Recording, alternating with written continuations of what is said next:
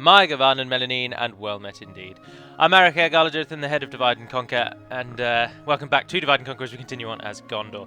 Now, there's quite a few things that I want to talk about at the beginning here. First and foremost, somebody questioned last time, well, not questioned necessarily, but mentioned about me saying that I'm the head of Divide and Conquer. So just to clear that up, the outcome of the discussion of me stepping down was that I would actually stay. So I am the head of Divide and Conquer, and I will continue being so. So that's out of the way. Secondly, this video is a day late because I did not get the job that I have been waiting a week and a day for. Or, well, to put it more accurately, I did get the job. They wanted to hire me. However, the financial director of the law firm that I had applied to work for and had got to the interview stage for and was the only candidate for, decided that owing to a downturn in the property market, they would not need 4 paralegals in their conveyancing department, so the vacancy was shut down. Now, what's annoying is that it took them a week to tell me that, but even more so annoying, and something that has most of my family actually quite angry, because my dad has rage issues. Not so much that he's beating any of us or anything like that, but he's always been a bit of an angry man. But anyway, he is very, very angry because he thinks, why did they bother even interviewing me if they were umming and ahhing whether or not that position was even going to be available? So, and now that I'm a very positive person normally, and I don't like to think that they're just fobbing me off, and I like to think that actually we did that is the case. Whereas my dad suggests that maybe that might just be an excuse, but then I can't understand why they wouldn't just, if they didn't want me, they would just say we don't want you. But everything about the interview suggested that I was going to get the role. He practically offered it to me in the interview. We became that close. And so now I just didn't get the role because they can't afford another person. And needless to say, I just didn't want to do anything yesterday when I got home. The job was, I mean, I'm probably boring you, but the job was amazing. The opportunity, the location to my home, everything about it was just stellar. And so to not get it now, I mean, I'm 25 years old and I'm now ushering at a court doing a job that 18-year-olds or 60-year-olds do, and I just feel like I'm wasting my time. But anyway, that's all very negative thinking. I shouldn't discuss that with you anyway. That's just all totally out there. Retreat! So we won't discuss that now. Let us set up camp. So let's move on to cheerier topics. So this week, of course, that means that whereas normally Thursday is a day with no video, it has just been Monday that's been the day with no video. Ah, and look, we've just evened the odds. Oh, Christ. No, we haven't. No, we have not. Oh, we're never going to beat that. What the hell? It's the bloody Witch King and Gothmog. They've come all the way around from the Black Gate, all the way down, and here they are. It thinks the ratio is only 1 to 2 though. But it is 1 to 2. We are outnumbered. They have the Witch King. And they have Gothmog. Sorry, I've just eaten a sandwich and still in my teeth. My digestive system is at work. But as usual, I shall not cough into the microphone. I shall attempt not to. But what should we do with this? Now, if I auto-resolve this, the generals will survive. If I don't auto-resolve this, I can't see us winning. I just can't see how we're going to win that. So it's going to have to be a run for your lives job. Oh, what? Why did you run back into the... Oh, for God's sake. Well, now you're all dead. Retreat! Oh, that is ridiculous. Why did they run back into the Pelennor Fields? Why didn't they run south to the fort or out into the Heartlands? Anywhere other than where you've run to, you stupid idiot. A whole army's just been killed. But on the flip side, as you may have noticed, the turn times have sped back up. And I think that is entirely because it's such a peculiar thing. But when I edit files, any files, I haven't done any editing to this game other than editing the keyboard commands. And when I edited the keyboard commands, the game slowed down. And now that I've done a ton more modding, I've just done a load more modding for version 1.1. And now that that's just happened, the turn times have sped back up again, and I just don't get it. I don't get it. But with that, Mark's... Oh, God. Why, universe? We've just lost every unique general now. Denethor is the last man standing. We're going to get a lot more money, though. I mean, there's always a... Every cloud has a silver lining, am I right? better bloody be right. But anyway, let's talk about the changes that you can expect. 1.1 is... Oh, hello, hold on, Ed. Pause. Let's not talk about anything just for a moment while we just screw our head in and work out what we're actually doing here. So, Minas Tirith is besieged by Harad. We're waiting for them to attack. No problems there. We've lost Eastern Osgiliath and Western Osgiliath is about to be attacked. We have an army at Minas Morgul which is going to have to attack actually because they severely outnumber them. That was... I don't know why I haven't done that already. So that's what we're going to do in a moment. Osterthil needs strengthening, but otherwise it's fine up here. Fanwilond has got some troops... But if I can take a few more, I'll take them in Fanwilond. We haven't actually got very much money, but we're going to be getting a good amount of money. Take a unit of them. That's going to be getting free upkeep in a moment. And so that's what's happening. Right, so in a minute we're going to have to attack Minas Morgul. And ideally restock the garrisons of these places. My forces melt away. They haven't got enough to take Minas Tirith. We'll easily be able to hold, but they're taking everything else. Right then. Oh, let's do that diplomat as well. In Heil. Go and get me some... If I give you map information, you pay me £1,000. Or £2,000 maybe. 2,100 in fact. No, Something not else have any. you'd like How to about map suggest? information? 4 map information. Let us know. Goodbye. No. Right, Minas Morgul. Maintain order. Slay them. He gets 4 units of defenders. It's outrageous, isn't it? Give it a save, because you never know. Battle Gondor.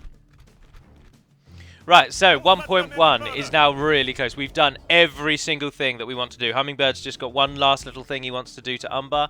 There's been some major changes. Not major changes, but the changes that have come into effect recently are, when you play as Umbar, you get the slave camp, obviously. And in this slave camp, you get Gondor militia, archer militia, and cavalry militia. And Hummingbird has now edited the visual look of those units when they are owned by Umbar. So if you play as Umbar and you train the Gondor militia, archer militia, and cavalry militia, or at least the upgraded versions, they will then look like Umbar units, which is a cracking addition. I'm really on board with that. I like that idea a lot. He's also changed the look of the Umbar General. So the bodyguard unit for Umbar, the Narut and Aru House Guard, they have been edited, and they now don't have as much of a naval or oceanic theme. They now look a lot more sort of what you might imagine Dark Numenorians to look like. Because we're going on the theme that the Narut and Aru are Dark Numenorians from the deep south, way beyond to the south, where stories would have you believe there are still large contingents of Dark Numenorians residing in the deep south. So a little bit of a change to Umbar. Let's just pull everyone up. There's no point starting them all round the corners. What did I do this morning? Well, what I did this morning was, courtesy of the Elite Dwarf, a gentleman from Total War Center, we have now got a completely new custom campaign map model for the new Gundabad that we've added. So we added leo.civil.uef's new Gundabad, which is meant to be based off of the Hobbit movies Gundabad. So instead of those 2 giant dwarven statues leading up a very steep slope to the square, the battle map is now basically very similar to the battle map we played as Gondor last time, which is the Ramas Ekor, the gates. The gate of the Ramas Ekor, sorry. Ramas Ekor is the name of the whole wall. But very similar to that battle map. So the square is on one side, you start on the other, and in the middle is a vast iron structure, but it just has essentially a tunnel going through the bottom. So there is no gate. You don't actually need siege equipment, but you do because the game thinks it's a citadel or whatever. But and so to go along with that, the Elite Dwarf has created a new unique campaign model, and it's now 2 mountains that are joined together with that gate structure, and it looks really good. He's also edited Dol Guldur, so it no longer has the bright white wall textures that are present in the base game, because that's what Dol Guldur is. Dol Guldur is assets taken from Medieval 2 and then turned into Dol Guldur, so it's basically just 3 Medieval 2 walls curled into a circle and put on a hill. So the elite dwarf has darkened the textures of the walls so that they actually resemble the black textures of Our men have Dol Guldur. reached the gate with a battering ram. Finally, he's also added to the Towers of the Teeth, to the Black Gate. So no longer is the Black Gate just that line of metal across the gap. Now the towers are on the battle map as well, which is all excellent stuff.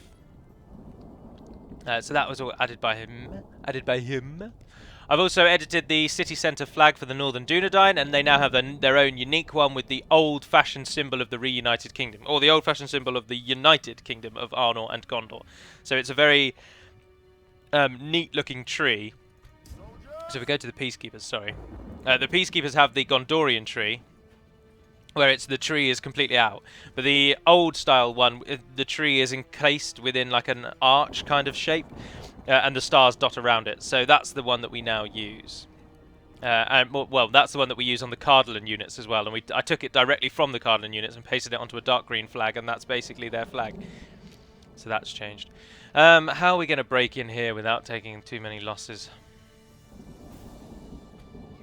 Because these people can do damage and will do damage. And our strength here is our archers. So, what we want to do then is move them up, move all the archers to there. I'm going to go into the shield wall and I'm going to push through and take a side.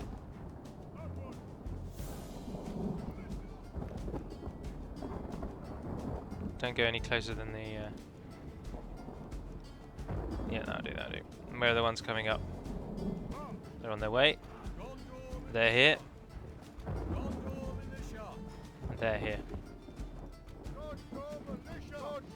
Alright, you three. I want you to press through and hit them. And force this side out. Enemy's walls. Fight them back. Yes, the perfect. Battle is very much in our favor. Victory will be ours. Push. Keep pushing. Good. Right, archers. Now's your time. Apparently you didn't like moving as a big group, so you're going to have to all come in individually. Just run through and get over to that side. Oh, why didn't you move?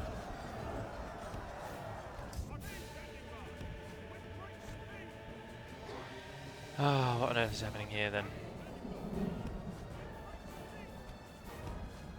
Ah, because I clicked in the wrong place. They can't go up onto that hill, so they didn't run there.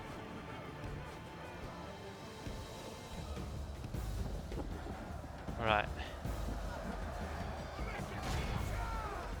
Keep them back.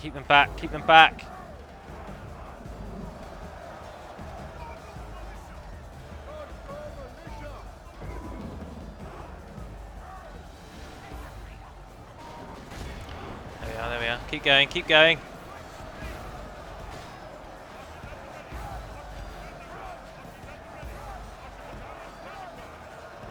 This is annoying as hell.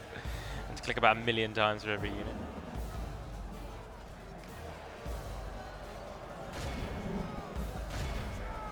Get the Athelian Rangers involved because they're actually quite good in melee.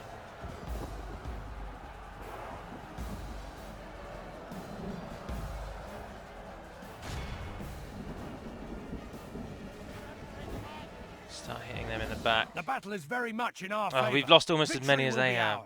But they have got an army of militia though, I suppose. But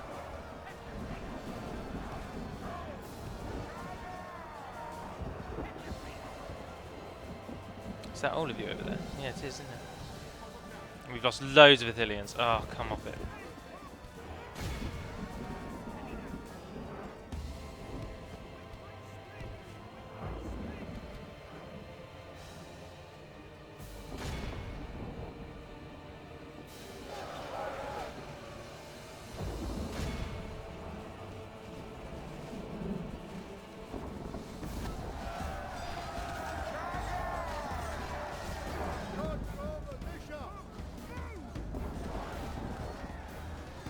If you could die, please.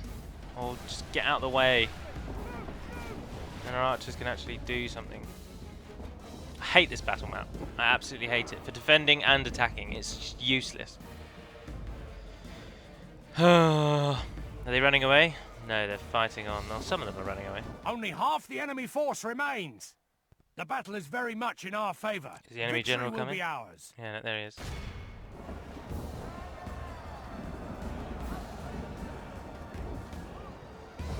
Javelins. I don't care that they're attacking our men. Throw javelins at them. Attack!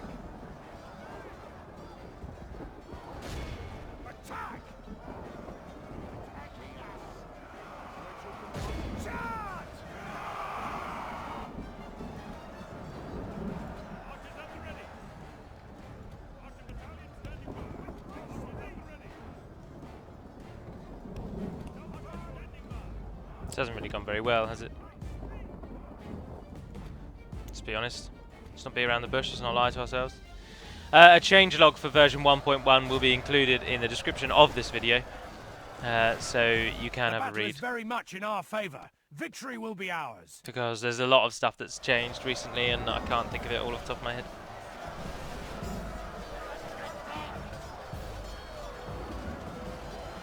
Oh my god.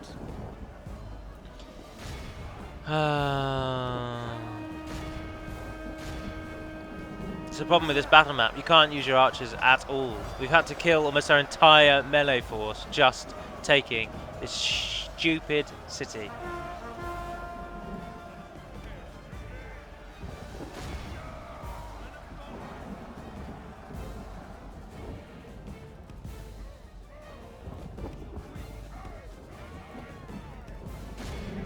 Our men have taken control of the castle. Oh well, the general's the only thing left. And we've taken control of the castle. So, screw him.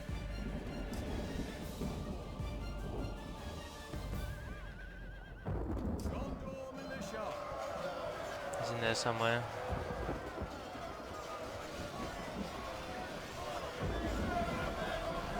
Be awed by the victory we have won here today. Oh my god. 677 Uruks killed 992 of us. Oh, 90 kills from the peacekeepers. Well done. It's Gondor campaign. It's proving to be a challenge. Although, to be honest, I'm still not really in the right sort of mindset. I've not actually gone to work today because I didn't want to face the fact that I'm woefully overqualified for the job I'm in, and it bores me to death. But unfortunately, this is a reason why you should always try your hardest at school, because I am incredibly intelligent. I'm not going to bother not being big-headed about it. I am really intelligent.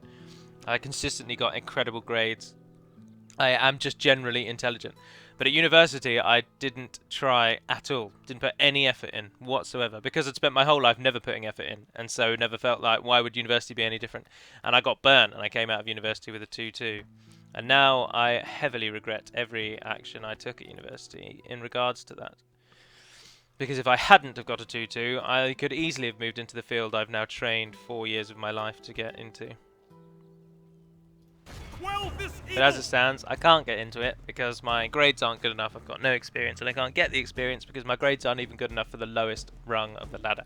Now, I said I wasn't going to talk about it, and I realised I'm talking about it again because evidently it is still clearly on my mind, and I've just repressed it since yesterday. When I say yesterday, of course, I recorded this on Tuesday, I mean Monday. Right, now we can win this battle, and we will. And this will likely conclude today's episode, which is good because I'm remarkably negative. But the only reason this is so heavily in their favour is because, one, they've got more troops than us. But not very many. But mostly because, as well, they've got good armour stats and a bit of experience spread out amongst their number. But we're going to easily win because orcs can't deal with arrows.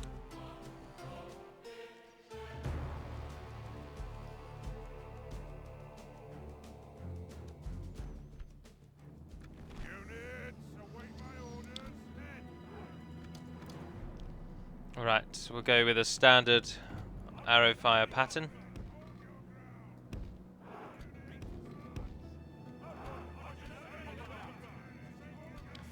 Which involves standing everyone in a line and shooting at the enemy. That is all that survived out of... Oh no, we left it behind, didn't we? We left a lot of it behind. Although we don't want to be down in a ditch. But then if we don't start near them, they won't attack us. They'll probably move to take that hill, so we'll move to take that hill too.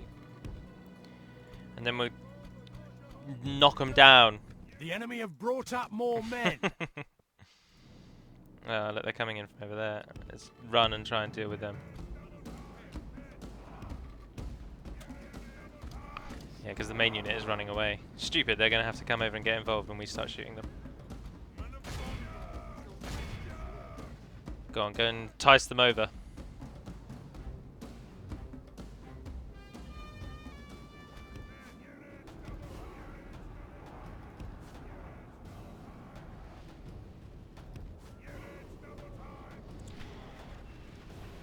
It does look like they're on their way.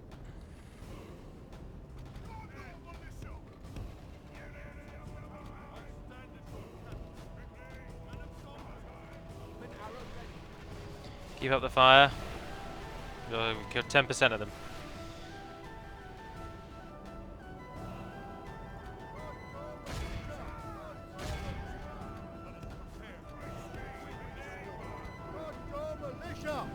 The territorial guardsmen, when you play as Umbar as well, have now also been given a unique Umbarim look when they are controlled by the Umbarim.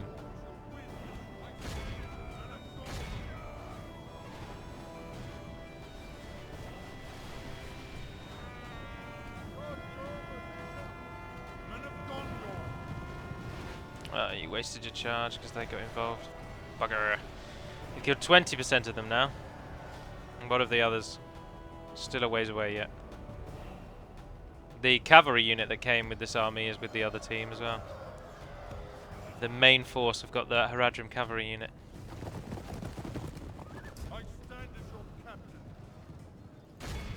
The battle is very much in our favour. Victory will be ours.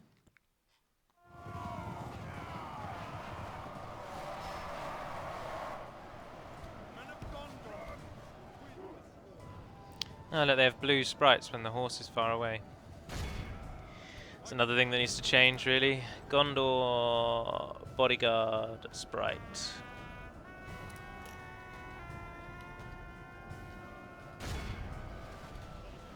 And the side up on the hill there. I was talking about this in the last episode and I didn't finish it, and now is the prime opportunity. In the Steam sale, the autumn Steam sale, I bought 12 games. 50 quid. Which is cracking, absolutely cracking. And the games that I purchased were as follows. I got Just Cause 3. Now, this is the big one to talk about, because I've played Just Cause 2 a lot on the Xbox, on the 360. And I loved it. I thought it was a really cracking game. If anyone's ever played Mercenaries 2, I feel like Just Cause is a spiritual successor to Mercenaries. The ability to drop an armored helicopter and then you just fly around the map destroying stuff. That's basically the whole game. The game can entirely be summed up with destroy the red stuff. And there you go, you've got the whole game. Only half you get an open world, you get a grappling hook and a parachute, and you destroy red stuff. And that's the game. And I got Just Cause 2 again in the Steam sale because it was £2.50, and I was like, yeah, I'll give this a go. And I knew that Just Cause 3 was plagued with a lot of memory issues. A lot of there were suggestions there's a memory leak issue that plagues it, and there were lots of technical problems with graphics. It was struggling to play smoothly, even on computers that could more than handle it. And so I went for Just Cause 2 because it was only £2.50, and I'd played it before, and I just wanted to play a game like that. And so I got it, and I played it. And I played it, and I kind of thought, you know what, this game is kind of showing its age. The graphics here are very, very average, is how I would describe them. And it does show, you can feel it in the gameplay. So I thought, right, well, Just Cause 3 is only a 10 out. Does it really matter? No, I'll get it as well. All of these comments and all of the reviews say that it can't play very well on good graphics. There's memory problems, there's XYZ problems, and the developers, as it seems to have been the case, are basically not trying to fix any of these things. Oh, we're going to get rushed. Oh, that's right, they didn't charge though, interesting. But I got Just Cause 3, and needless to say, all of the things that people were talking about did indeed happen. The game uses up an insane amount of RAM. Absolutely insane amount of RAM. And I can't for the life of me fathom why. Additionally, there's an odd little bug whereby if when the game ends, I use the Xbox controller, and when the game ends, the RAM usage stays at about 20% higher than it should do, and that's purely just because the controller's still plugged in. When I unplug the controller, the RAM drops about 20% after the game ends. But additionally, the controller continues to vibrate once the game ends. Like every now and then, every 10-15 seconds, it like does a minor vibration. It was very peculiar. So that was one of the problems that I had. Additionally, playing it on the max settings, which my computer can more than handle, and indeed Nvidia, which has the latest version of Nvidia, has a optimization feature whereby it will test the game, it will go into the game and edit it dependent on your computer stats and how well your computer would be able to play it. And Nvidia's optimization autoed everything to ultra and didn't think anything of it. And indeed, even in the game, it autoed everything to ultra. But it just could not play on that. I had to turn a few things down. I had to do a few things here and there. So the problems that people do say about the game do exist. You do have to turn the graphics down, or you have to just accept that on the larger explosions, the larger battles, the bigger locations, it will drop in frame rates a bit. And there's the RAM issue with the controller, and just the RAM issue in general. The game uses up so much RAM. I have 16 gigabytes of RAM, and it uses an astounding amount. So if you had something going in the background, it's not the game to play while you've got something going. But then that's a minor. I mean, you shouldn't really have anything going in the background. Oh, look, they've finished. But the moral of the end of this vast story is that the game is actually cracking good fun, and I personally do think it is an improvement over Just Cause 2. You can't sprint, but that doesn't matter too much because you use the grappling hook to sprint, and so I don't think that's too much of an issue. I didn't see really a problem with the car controls. They weren't amazing in 2, they're not amazing in 3. Just get used to it. Motorbikes, again, they don't handle all that well, but it's not make or break. So I'm really, really pleased with it. And for a tenner, I'm really, really pleased with it. So that's the outcome of that. I think Just Cause 3 is worth it, but you will need, even to play the game on low settings, I mean, at the minute I've got almost everything on medium or low, except for textures, which I compromised and went high on. And every now and then I get a frame rate drop, but nothing too severe. But just be aware that those problems do exist. But it is good fun, and I do think it's better than 2. So that was one of the games I got. Another big game that I got, which may or may not surprise any of you, is when I owned an Xbox 360, I was massively into rally games. I had Colin McRae Dirt Rally. Oh, I can't remember if there was a number after it or not. I was a child when I played it. And so I bought a game called Dirt Rally. That's all it's called, just Dirt Rally, and absolutely loving it. It's a cracking game. But that was the most expensive, actually. It cost me 20 quid. Oh, no, so then I can't have spent 50 quid because that was 20 on its own. Just Cause was a tenner. Ah, both enemy generals have died. So I bought Dirt Rally. I also bought Endless Legend, which I'm thoroughly enjoying, despite the fact that I don't really enjoy Civilization games. And Endless Legend is basically, I mean, to an outsider, I mean, a hardcore fan would argue through the teeth that it's not, but hardcore fans can do one because they're always foaming at the mouth over their games. And but I really do feel like it's got extra features that Civ does not have. For example, the battles, you actually take control of your units. But it does feel like a fantasy reskin of Civilization. But I for some reason, I actually really enjoyed it. So I'm enjoying playing that. I got Endless Legend. I also bought Titan Quest, and I'm really enjoying that. I didn't think I would because the game is very, very old. But the point-and-click nature of it, and just the game itself, I'm finding really good fun. So I'm really pleased that I got that. But before I continue this story, let's just pause a moment to realise why the enemy is still fighting. How are they still fighting? If we continue, only half There's the enemy force 20% remains. of them left. What on earth is still happening here? Both generals have died, and yet they're not running away yet.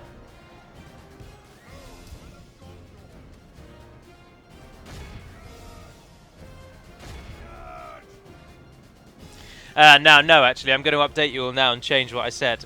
Originally, I was going to do 2 recordings today. This one, because I didn't record it yesterday, and the next one, which is Woodland Realm. But after doing this recording, I realised I I'm not really in the right frame of mind to do another one. So I'm not going to do another one, which means that Thursday will remain as a day off. And so the schedule will just get knocked back a bit. So Woodland Realm will go up on Friday, and then Khazad-dûm will go up on Saturday, and then Stainless Steel will go up on Sunday.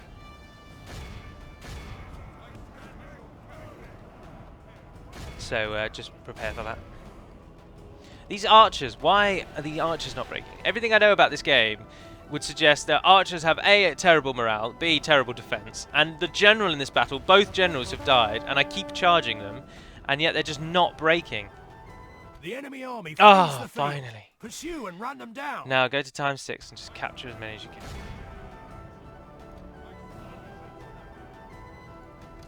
91% of this enemy army got away because a large chunk of them did rout, but just not soon enough. Again, we've lost 50% of our army in a battle that should have been a whitewash. We killed, at the point that we'd killed 20% of them, they'd killed 5% of us. And but we ended up losing just horrifically. That's it. Our foe And he is calls that utterly heroic. vanquished. Joke.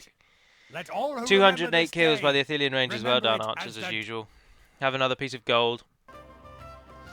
So this video has gone up on Wednesday. There'll be nothing tomorrow. Then there'll be Woodland Realm on Friday, Khazad-dûm on Saturday, and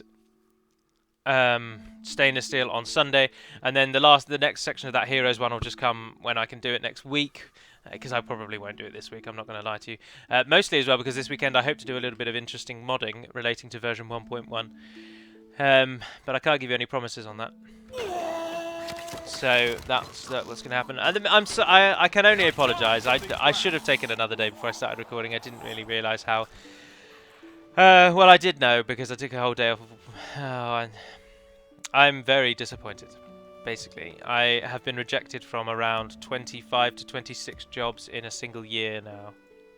All of them law-related, all of them well below even the level that I could potentially apply for. And I can't even get those, and it's really starting to get at me. So, I apologise for that. That's coming through in this episode quite heavily, and I can only apologise. But we bounce back, because that's what you've got to do in life. There are people far worse off than me just not getting a job interview, so there's no point moping around here. You should always try and tackle life with a smile. Because things do get better. Maybe sometimes in only minor ways, but they do always improve. So be thankful for what you have. But for now, that will conclude this episode. So thank you very much for watching, if indeed you have. Thank you for enduring this week's strange schedule.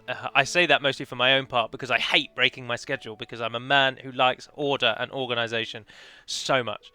So I am sorry, but next week obviously it'll be back to normal, and it's only that the days off this week will be different. So it wasn't, rather than it being on Sunday, it was actually on Monday. That's kind of what's happened. So until we speak again, I hope to come to you in a more positive frame of mind, and I will also pop the changelog in the description, so have a read of that for 1.1. But until we speak again, dear friends, Navar and den Pedimad Melonin, and farewell.